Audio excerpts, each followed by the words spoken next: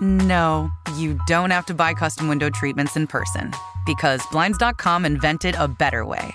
Blinds.com is 100% online, so there's no showroom markups or waiting hours for quotes from pushy salespeople. A Blinds.com designer helped me pick the perfect style for free. Looking at your room, I think Wovenwood would look amazing. Oh, and Blinds.com shipped free samples right to my door. You can DIY or book a pro like I did with just one click. All done. I got exactly what I wanted. And best of all, everything's covered with the Blinds.com 100% satisfaction guarantee. I would have paid more to make it this easy, but with Blinds.com, I paid less. Way less. There's a better way. Shop and save 40% site-wide plus doorbuster deals at Blinds.com's Black Friday Early Access Sale happening now. 40% off right now at Blinds.com. Blinds.com. Rules and restrictions may apply. Showtime. Are you ready? I'm ready. Are you ready? Ready. This is the Bob and Jeff Show, starring Bob Lutz. Jeff has made a life of being himself, and look what it's got him. He's on a TV show at 12:30. You know what they used to put? Beep at that time. Jeff Lutz. Here's why I've gone vegan. It's not really like the milk or the eggs themselves. It's what milk and eggs are put into. If you ask me, that stuff rots your brain. 97.5 and 1240 KFH. Stand by for action. Hello, everybody. It is a Monday edition, the Bob and Jeff Show here on KFH Radio. Bob Lutz, Jeff Lutz co-hosting. Max Power, the producer and engineer in our East Wichita studio. 869-1240 is the IHOP hotline. Beautiful, beautiful stretch of weather we're having here. What's going on? What are they telling you out at the 12 News radar, satellite radar weather central? What are you talking about? What are they saying? Nothing. It's nice. It's going to be nice. Well, don't they have a meeting daily about the weather and talk about it? And No, it's been like a minute on the weather, or 30 seconds. Weather people are busy. They can't just come into meetings all day. Well, they can't be too busy today. Well, they got to look at forecasts. They got to look at patterns. They got to look at trends. They got to look at models. Have you ever sat in on that process? That'd be interesting. That's not a sit-in process. They do it on their own. Well, when they're looking at stuff in their, I think that'd be I'm going to get one of those folks out to talk to our kids as part of the Passion Project. I think that's a great idea. I'll reach out. Lisa Teachman might be great at that. Well, good. Have at it. What are you getting upset about? Not upset. Well, Why would I be upset? Trying to do now, the best. If you brought Jay Prater in, I'd be a little upset. Trying to do the best I can. So we went to see your daughter and my granddaughter Erin performing in Shrek the Musical Saturday night at Andale High School. Yeah. My understanding is that when she appeared on stage, you became emotional. I hear that through the grapevine. Who gave? Well, I don't need to tell you who. I don't need to give you all the details. I certainly wouldn't expect anyone sitting close to me to spill that. So it must have been another observer. So what was that like? I don't know. I just burst into tears. You literally into burst tears. into tears. Well, not that there's nothing wrong with that. I'm just. I was overcome with happiness, pride. Obviously, it just a lot of emotions just hit me all at once, and I started crying. Did and you that's anticipate that? Absolutely not. But it just felt weird. Not in a bad way, of course, but it just was a different type of feeling that I've never experienced. What do you think it was? I don't know. Just I was really happy for her. Oh, good. That's very proud of her. That's a nice thing. I don't know that I would have associated you with that. How so? Well, I don't know. You're kind of you don't show many of your feelings. Not often. You just kind of keep them wrapped up. Yeah, usually. But you'd think. Now I was certainly happy, but you'd think if anybody was going to go into an emotional whirlwind, it would have been this guy who kind of guided her into the theater. I don't know that you did, but I mean maybe. Well, who else did? Her? But don't you remember the times when we were together and I would say, let's do some acting. Okay, well, her acting isn't her main. I said pushed her into the theater. I didn't say made her become an Okay, actor. well, okay. If you want to take credit for that, Well, go I don't ahead. know. I I'm going to think go ahead and give the credit to the person doing I think it. I do get a little credit. Okay. I'd have to ask Erin specifically. Well, what would she say? She'd probably say, "Yeah, that kind of piqued my interest a little Right. bit." She would say that. Well, I would take her at face value. She's not going to say anything. You doubted me about Paul White. You heard what he had to say. Yeah, how'd that lunch turn out that he wanted to go? I never anticipated he was going to call for a lunch. Interesting. But I did tell you that I had something to do with making him aware of the world of professional wrestling. Of course, the former Wichita State Giant who played basketball in the early 90s. I happened to be covering the Shockers at the time and would frequently tell Paul, I don't know that basketball is going to work out, but you ought to take a look at pro wrestling. You'd be a natural. And then when someone with credibility mentioned it to him, he jumped right in. Well, what did he tell you? I don't remember. You remember. The mics weren't really working that well that day. I'll get Max to replay it. I mean, I don't think he said it on this show. What Paul said was, your dad had something to do with it. Well, shouldn't you be getting royalties or something? Well, that's my thought. But listen, Paul can do what he wants. Who knows? Maybe he's writing a check as we speak. He might be. Was he even in? I mean, he was in Wichita, but he wasn't on the show last Saturday. What do you mean he wasn't on the? That was. What do you mean he wasn't on the show? I don't believe he was live on the air. Are you sure about that? I read the recap. I did not see his name, and I may have missed it. He said he was going to make an appearance. So he may have come out just to wave to the crowd or something. Well, I think he did. Wasn't he part of the Jericho team or something like that? That's what I read. No, that was on Dynamite where he went with. Oh, I think Jericho. he came out and was part of that. Okay, that's cool. That's what I read. Well, he's going to be in a match here in a couple weeks or a week. Good. We look forward to it. 869-1240. Lots of college and NFL football to get to today, and some high school football. Brent McMurphy from the Action Network, their college football insider, will join us at 2:25. If you follow him on Twitter, he is all over college football, and he has a little ongoing war with ESPN about who breaks stories. I get greatly entertained by that. What did you say his name was? Brent McMurphy. Brett McMurphy. Yeah, Brent McMurphy. That's what I said. Okay, good. One of your least appealing... Do you want to call him Brent on the show? No, I got it right. One of your least appealing quality. One of your least... you know what I'm saying. Again, do you want to call him Brent throughout the interview? No. Okay, then I want to help you out. At 2:45, but the way If you you do missed it is Bob so... and Jeff, you missed this. Maybe I heard it wrong. And then you said that's Brent. not what you were... That's No, not... I was. Maybe I heard it wrong. I know you too well. Maybe his name really is Brent. So I looked it One of up. those passive-aggressive... No, it really isn't. I'll tell you when I'm being You and passive-aggressive. others You missed this. Now you're being passive-aggressive. No, I'm not. That's very passive-aggressive. What's wrong with you today? This. What Nothing's happened? wrong with me. But I don't like being accused of stuff Missed that this. isn't real and isn't true. Just say, I think his name's Brett. There you go. And then we I get everything. said it's Brett McMurphy. We got everything called. Grady Jessup from Derby, Grady Kane from Cheney, both made game-winning field goals in the height of pressure to win their games. Derby defeated Manhattan, gaining revenge after 3 consecutive losses to the Indians. And Cheney in a nail-biter over Clay Center out at Cheney on Friday. Both move into the Western, I don't know what to call them. This is the semifinals of the state playoffs. Derby will be heading up to Topeka to face Washburn Rural, and Cheney will be at home for a rematch against Andale. 2 huge games. We'll talk to the kickers from Derby and Cheney coming up at 2:45. Both named Grady. What are the chances of that? What a cool name that is, Grady. It's a good name.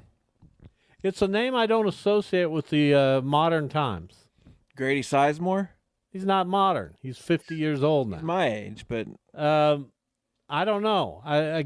People are still naming kids Grady. as they should. I would it's a think cool name. Brady would be the more prominent name. Grady Dick? I don't know. I don't know many Gradys. Grady's still a name that's out there. Name a Grady besides the one you just mentioned. Two that I just named? Yeah. I don't know. I'll try to come up with one. I don't think you can.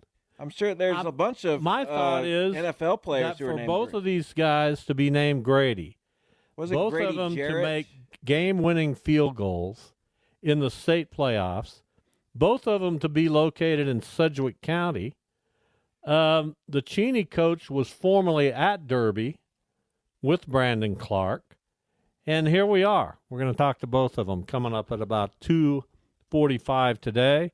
We'll recap some of the NFL happenings over the weekend, some of the college football. I'm going to start there. I became somewhat invested in the Kansas game on Saturday against Texas Tech. Kept waiting for them to make that comeback with their third-string quarterback. That's hard to do. Wasn't happening. And then it started happening. They're running. Sort of. What's that? Sort of. I mean, it happened. They came all the way back. Well, it's not like they were down 3 touchdowns. No, they came all the way back. They were scoreless. Here's where you just need to turn it over and say, I'll let you talk. It was 13-0. It wasn't like it was. Yeah, they hadn't scored. I kept waiting for them to get their offense moving. And Neal, their running back, finally got it going, and he was spectacular. Do you know that in one game, Devin Neal passed John Riggins and Gale Sayers in the all-time KU rushing chart? I did not know that. That's amazing. Those are the two of the icons of KU football, and you could certainly make the case that they're numbers 1 and 2 all time. I don't know who you'd put ahead of them. Well, John Hadle, Nolan Cromwell. There's been a few guys. Those would be the Mount Rushmore of KU football. But Devin modern Neal, people, no Aqib Talib, no who was the quarterback? Meyer. Kerry Meyer was Todd Reesing. Yeah. Was it Kerry Meyer you make first? so many mistakes on this show, and I don't names. And I don't correct you. I just say what? Meyer. You corrected me. Kerry Meyer was I was thinking a of Todd tight end. Reesing. I know, but he was a quarterback first, and I just got confused. Yeah, those guys, as good as they were, would not crack that Mount Rushmore of KU football. Even Aqib Talib? No. I think I might disagree with you on that. Well, you would be wrong. The top 4 is clear. No, it's and not. If you ask anybody who, this is one where I in wish the I first had half my of the friends century. around, people who actually but- paid attention to this stuff for a long, long But KU time. football has been played since the 60s. I wish I had my people around that had paid attention to Kansas football for a long time, because it's clear cut who the top 4 It isn't. Aqib Talib is very much in that mix. It's absolutely How is he clear-cut. not then? Make an argument against him. As great as he was, and he's certainly in that top 10 somewhere, he was. I don't know that he was a first-team All-American. He certainly made a great run in the NFL. You could put him in the top 4 players out of Kansas. Actually, I don't think he'd even be in that. I think Hadle, Cromwell, Riggins, and Sayers would be in the top 4, even in the Consensus first-team All-American as a junior. Yeah, so he was. And then he had a long career in the NFL and was a Pro Bowl type guy. I don't know. I just feel like if we're just eliminating him. I'm not eliminating him. I'm saying that I think the top 4 for Kansas football is pretty clear cut. Okay, and I think Aqib Talib And I'll trust my judgment goes on that. over John Hayden. No offense. No offense. Well, every one of your Mount Rushmores is going to be of guys who played 50 years ago. Absolutely not. But Aqib Talib is The certainly Mount in that Rushmore class. of Shocker basketball is Stallworth, McDaniel, Littleton, and arguably Fred Van Fleet. Arguably. Why? I think Why it's Fred Van Vliet? because of what he accomplished. He was Went to a Final Four. Right, Was but part he of a wasn't an 35-0 All-American. team. You could argue that he's in that Mount Rushmore. I would make a pretty good argument that he would join Stallworth, Littleton, X, and then the fourth one's tough. It's not a slam dunk. With KU football, I think it's a slam dunk. And I happen to disagree with you, but that's okay. But you don't know anything about John Hayden. But I know something about Aqib Talib and what he accomplished and the era that he played in and the very rare success that KU had when he was there. So they went to an Orange Bowl and they won it. And Aqib Talib was a fantastic player. John Hadel was a quarterback. I get it. And you're wrong. I'm not wrong. I mean, that's the way this argument lines up. I'm not wrong. I've never been more certain of anything in my life. I just want us to graduate. I wish KU Pat would call. I do too, because I bet he would agree with me. I bet he wouldn't. You'd eliminate John Hadel for Aqib Talib, and I just can't imagine that happening. Talib for Hadel, yes, that's. I just refuse to believe that all of the best KU football was played that long. Didn't say it was. But their Mount Rushmore of players comes from bygone eras. And I believe that at least one of those people has been surpassed. If we were just having this discussion out and about, I'd openly laugh. But laugh. Have at it. I will do my best not to. Do what you got to do. Because that's the kind of guy I am. Anyway, where were we? Talking about KU. I was watching KU football, and they came all the way back, and they made a fourth down decision to have Neal throw a pass from his tailback position, and made me mad, angered me, because that was a bad play to call, in my opinion. And then Texas Tech gets the ball and marches all the way down the field and kicks a game-winning field goal in the final minute. They marched all the way down the field in with less than 40 seconds left in the football game and won it. And after the game, Lance Leipold talked about it, and I like Lance Leipold. I think he's a fantastic coach. But part of what he said after the game was that sometimes you don't get to point D without going through. I'm paraphrasing. Without going through points B and C. And I thought it was an inappropriate time to use that analogy. Talking about the program at large? Yeah, but listen, they should not have lost that game. They should not have lost that game. It was their third string. I understand that, but they should not have lost that game. And if you want to make that larger point in the middle of the week, that's fine, but not right after that game. That game was – I'm not a KU fan, and that game was so hard, disappointing, difficult, painful. Well, that's going to happen when your coach should not try to soften that blow. I think just go ahead and take the blow and talk about how difficult it was. And then at your Wednesday news conference, you can make the point of, well, these are growing pains in a program, and we'll listen then. Not immediately after. I think immediately after, to put it in some kind of perspective. No, I didn't need that. Because I needed to deal with the pain and anguish. For you to think KU's third-string quarterback can win a Big 12 game? Texas Tech had their second-string quarterback. This is what I'm saying. For you to think KU's third-string quarterback can win a game is miles, and it's just he didn't have. I didn't need him to win the game. Progress. I needed Kansas to win the game. Okay, and they had a great look at it. Okay, but and they should not have lost that game. And here's where I have a problem with you again. I'm talking about something I watched from pretty much start to finish. Okay, and I get it. You had things going on, whatever. You didn't see the game.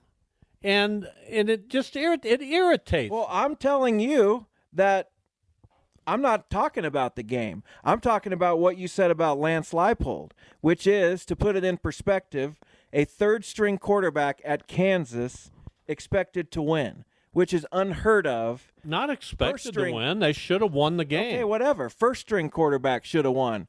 3 years ago, no one would have thought it. Second string ever at KU, no one would have thought it. Now they have a really good second string quarterback who probably would have won that game, and a third string guy who, at worst, kept them in it. So I think there's always time for perspective. And not right after that game. That's a game that we all felt Kansas should have won, and it was too painful to try to rationalize. I don't know. I don't need rationalization. I just don't think of sports in that grave of a manner where it's painful.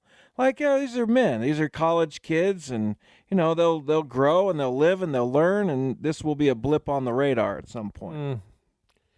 Where's KU Pat when you need him? Thanks a lot, Pat.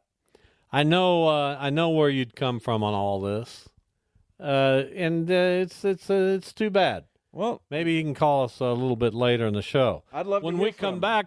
Brent McMurphy from College Football Insider for the Action Network will join the show. We'll talk to him about the development here of Kansas and Kansas State, amongst other things. Brent McMurphy is next. The Bob and Jeff Show, KFH. This is Paul White. Hey, Paul, when did it first enter your brain that professional wrestling could be a viable option for you? Well, I had two heavy influences back then. One of them was Xavier McDaniel, and the other one was a beat reporter for Wichita State University, a guy by the name of Bob Lutz.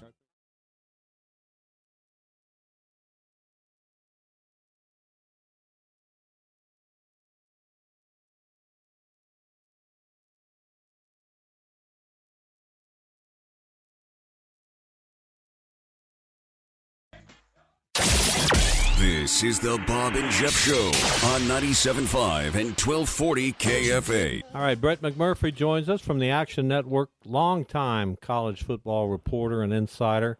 Brett, welcome. How are you? Good afternoon. How you doing?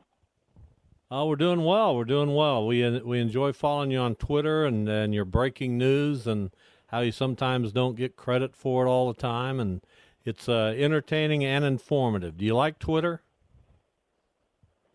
X? Not as much as I used to. Yeah, I'm in the same boat. It's become message board-like. Yeah. I want to start off asking you about Jimbo Fisher, Texas A&M. They're going to move on from Jimbo Fisher. It obviously hasn't worked out the way they or we maybe thought it would. The payout is, to say extensive would be an understatement. What world are we living in now where colleges, athletic departments can afford this kind of stuff?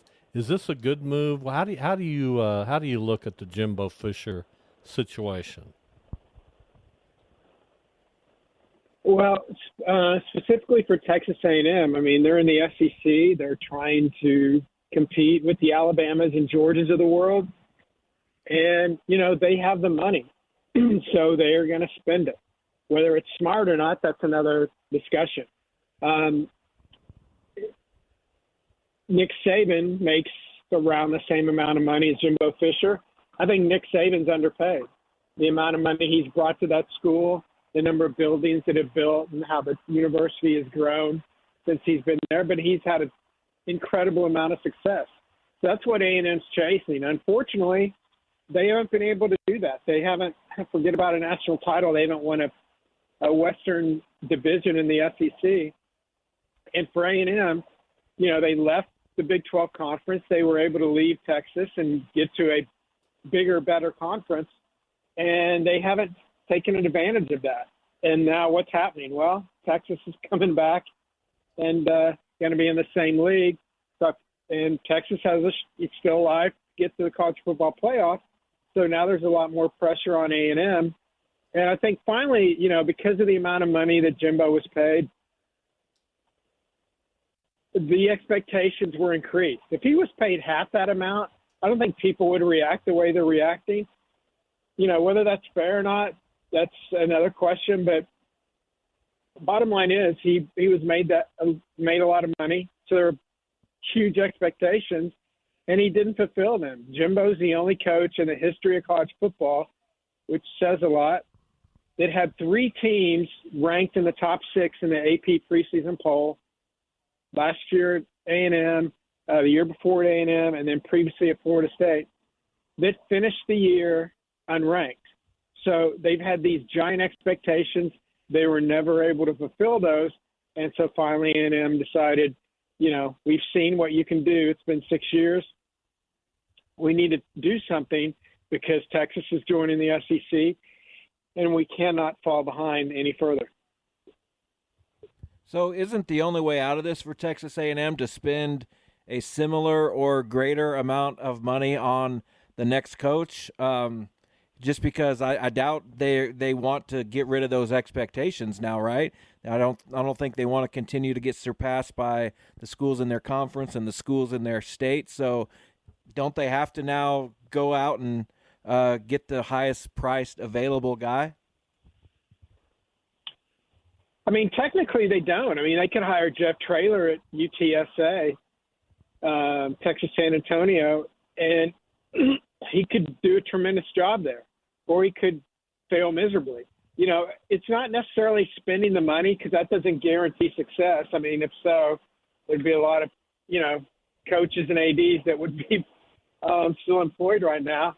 But they just simply got to find somebody that can come in there and win. And, yeah, it is that simple, but it's not that simple.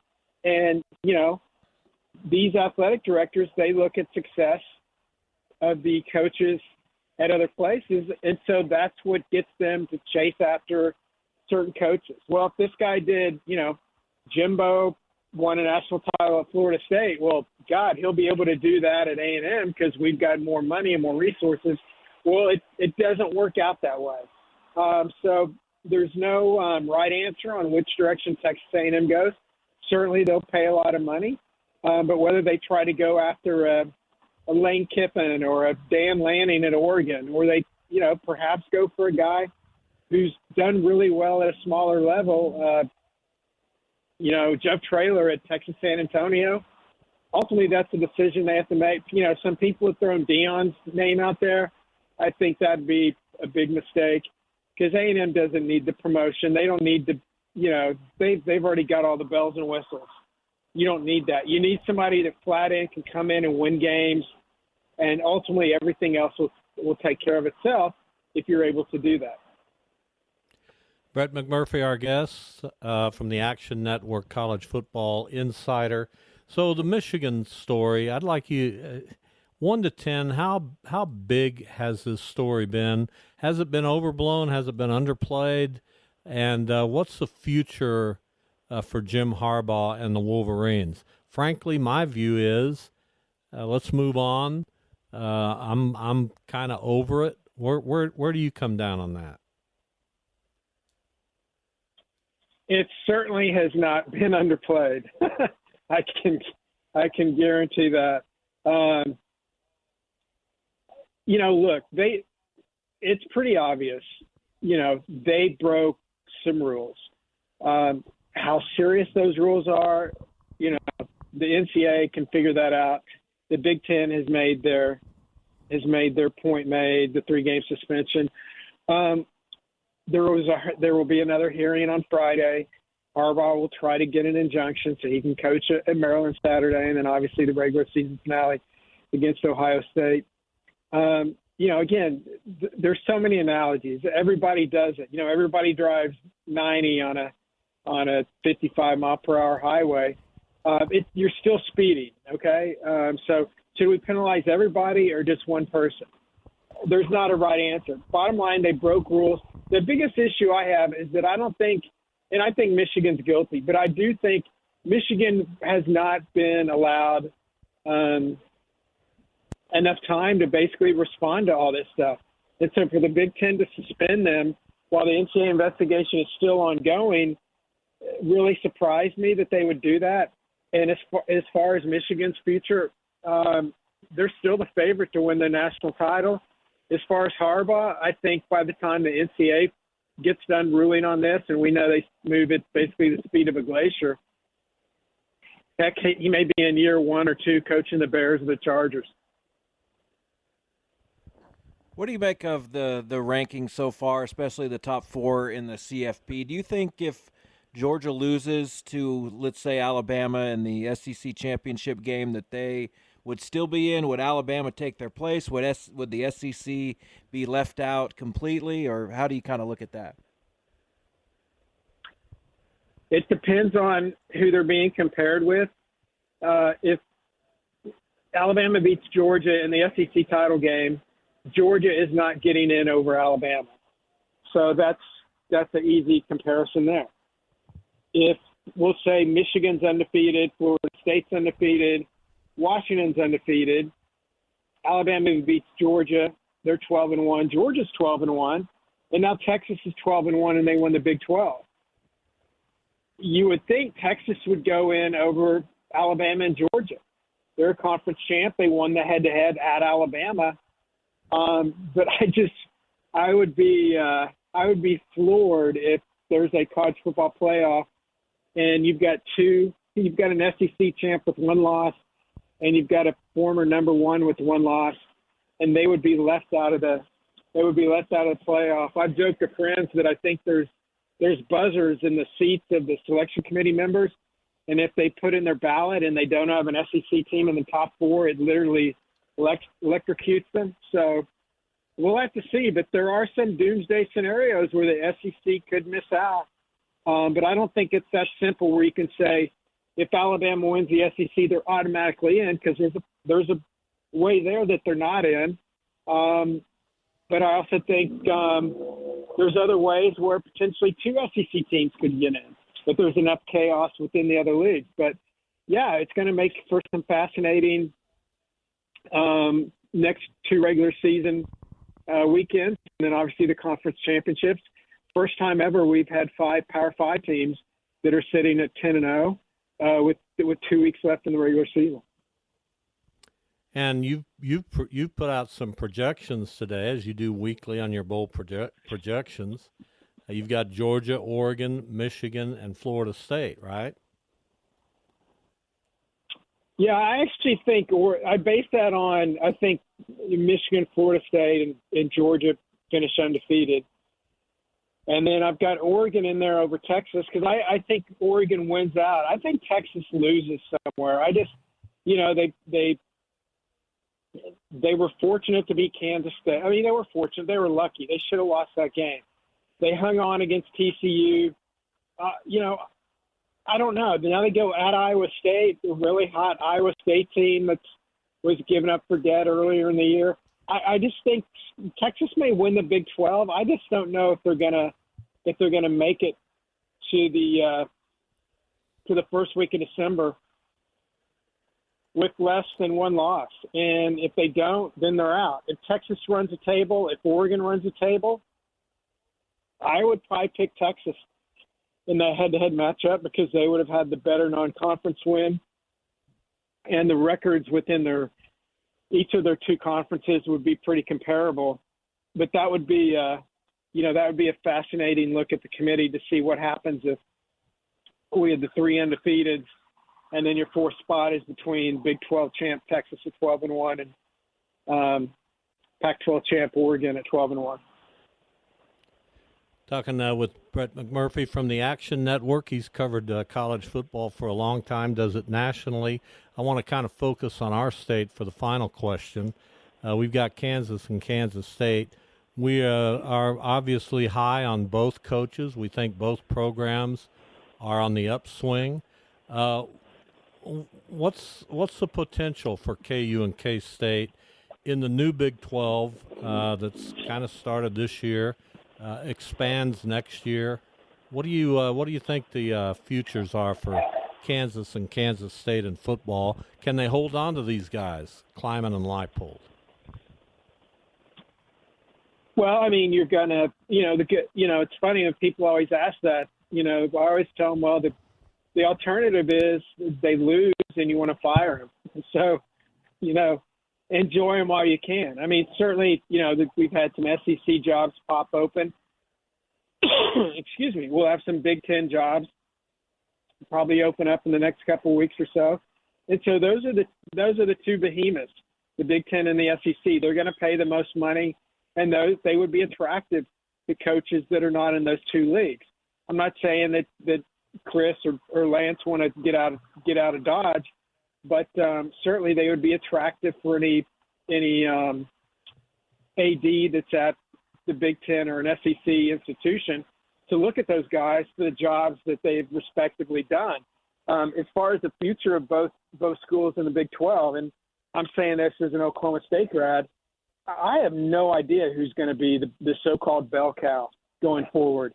And I think that's what's going to make the league so intriguing, as you literally have a handful of teams. You could argue, as many as 6 to 8 teams that literally could make a run at being the dominant team in the league.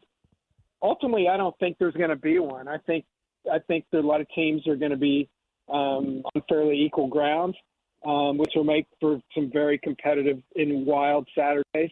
But I don't think it's ever going to get to the point where it's going to be a, Georgia type SEC run in the SEC like they've had, or an Ohio State or Michigan type run like they've had in the Big Ten. I think we'll have a number of schools, including Kansas and Kansas State, that will be up there in contention for a conference title.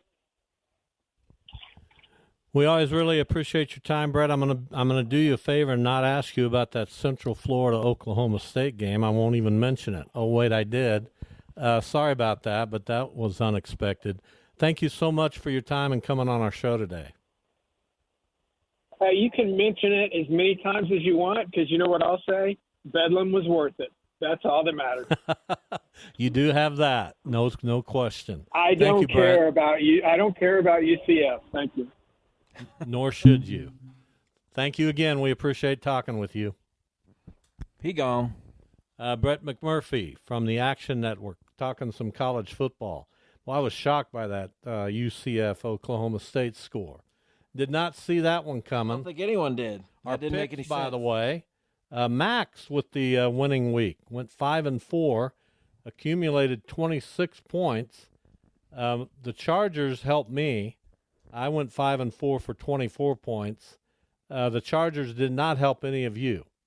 Jeff 4-5 for 18 points, and Duda another poor week, 3-6, 13 total points. Yikes! There you go. He's going to have to start fading himself. Well, after Thanksgiving, he'll really pick up the pace. We're joined on the hotline by Grady Jessup from Derby, Grady Kane from Cheney, both kickers who, let's say, to put it mildly, were instrumental in their team's victories on Friday night in the state high school playoffs. So we got to conduct this interview a little carefully because you're both named Grady.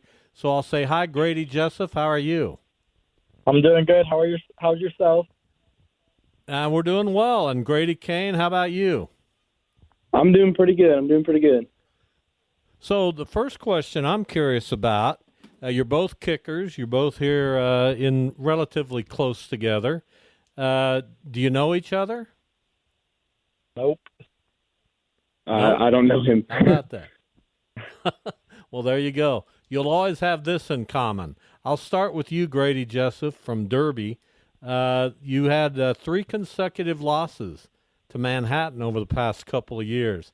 That game was a dogfight Friday night up in Manhattan. You were able to come in and kick turned out to be a game-winning field goal.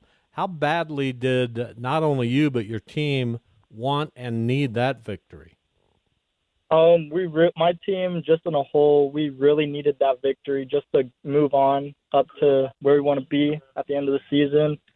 I personally really needed that just to help my own self out over those 3 losses. It just was a good feeling. Grady Kane, for you, I'm just curious how often you get a chance to even kick field goals. You're at a 3A school. I don't think that's terribly common. Are you kicking a lot of field goals? What other position do you play? And, what did you think of getting that opportunity Friday night before it happened? So I'm mainly a kickoff kicker, and I did extra points at the beginning of the year, but I struggled a lot, and I got replaced. So our main field goal / extra point kicker, Weston Hill had a knee injury, so he's like, I can't kick from the hash, so put Grady in there. I believe in him. So That's amazing. So I'm going to stay with Grady Kane this time from Cheney. So here you are in the biggest game of that maybe Cheney's ever played.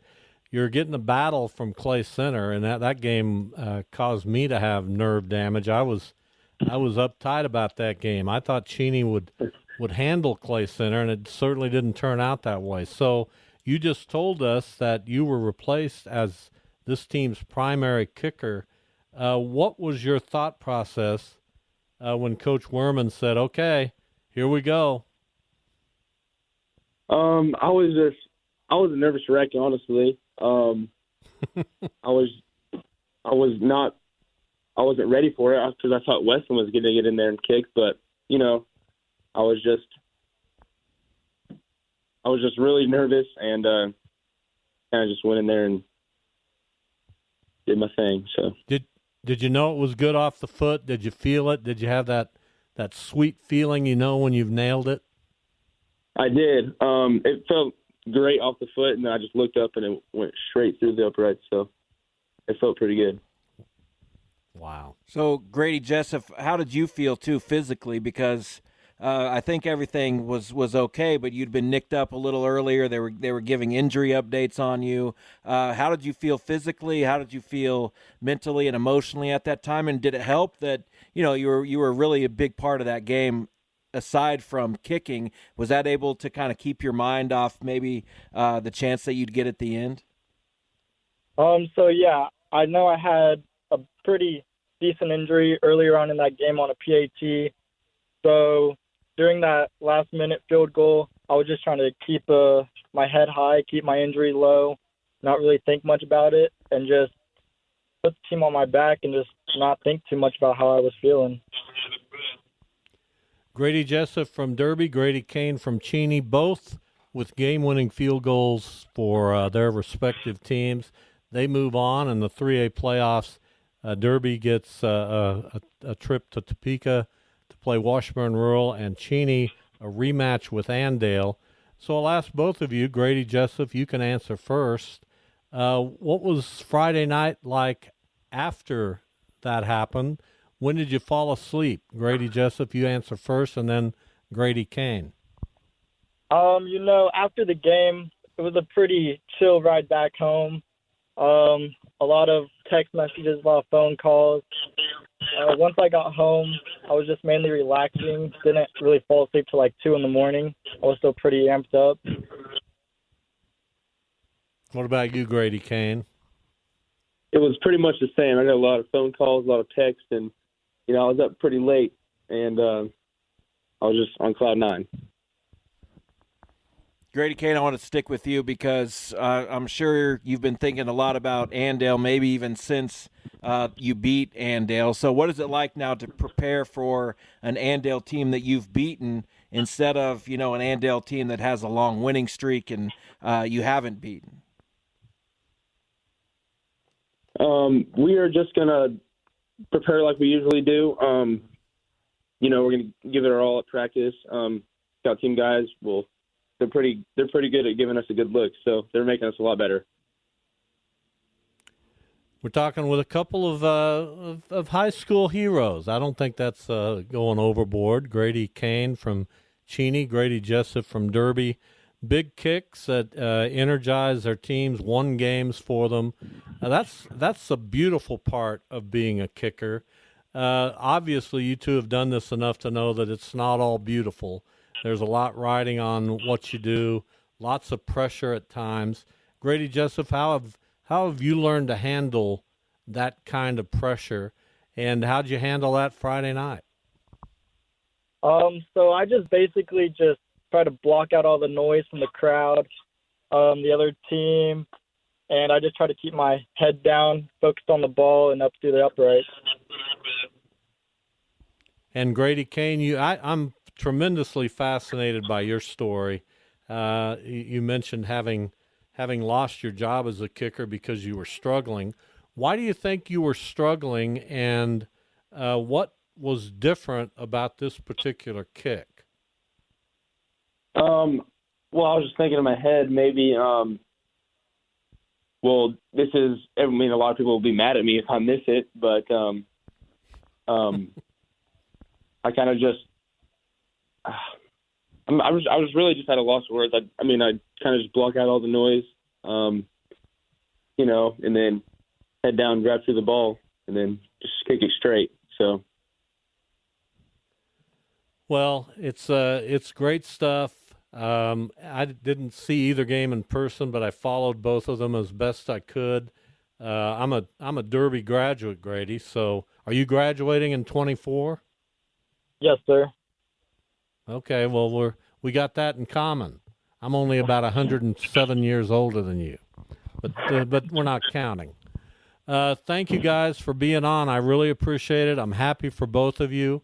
That's a moment, obviously, that you'll never forget and you'll cherish for the rest of your lives. I'm glad you came on the show to talk about it. Thanks to both of you. Yep, thank you. Thank you. All right, thanks. Grady Jessup from Derby, Grady Kane from Cheney, both kickers, both with game-winning field goals on the biggest stage outside of the next 2 weeks. But you don't get to the next 2 weeks if those guys don't make those kicks. All right, we'll take a break. We got another hour to go here on the Bob and Jeff Show, KFH Radio. Stay with us.